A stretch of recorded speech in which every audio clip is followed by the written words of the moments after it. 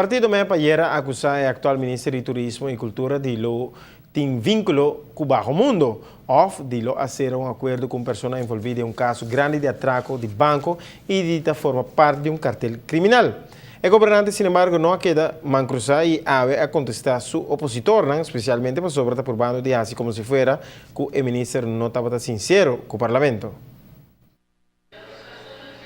Ministro Otmar Odibera apresenta com vídeo gravado em parlamento como prova que ele contesta a tua pergunta. É mais, que nessa parte MOU firmada em 2010 durante a reunião do parlamento, que sei não te compreende com a horta por criar algo que não te existia. Voor die ano passado, no parlamento, não forma abrir, mas entregar cópia de MOU que estava tinha,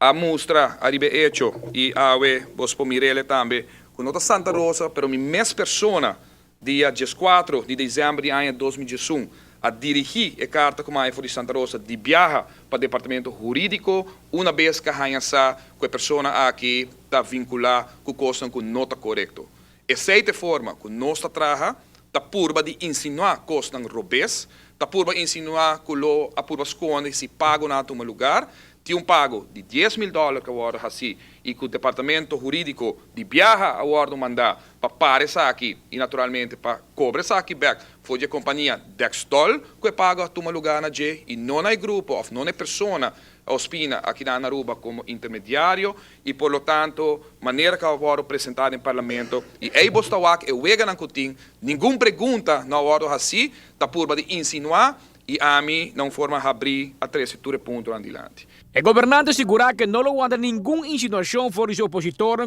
por atachar sua integridade como mandatário sério de nosso país. Simplesmente não tem eixo dentro do parlamento nos apresentar todo documento não relevante nessa aqui e minha mira que tem uma campanha forte tomando lugar agora aqui da papia de Strawberry Gate, segundo minha papia, para $10,000 aqui, a mil ponto no mês, tá como tá chama Gate agora de papa, com tanti, com a costa do pueblo aqui, mais de 15 para 20 milhões florim, então nós tá papia para $10,000 awe. Esta uma hilaridade, é uma vergonha, dia mais, bota mira com o líder do partido MEP, a senhora Evelyn Weaver Cruz, simplesmente não tem querer cara, tá ganha